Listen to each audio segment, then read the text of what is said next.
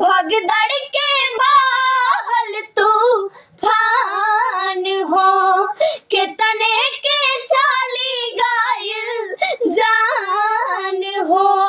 भगदड़ के बहल तूफान हो, गलती का रहे ऐसन कैनी विधाता, केहू भइल घायल केहू भीड़ में चिल्लाता।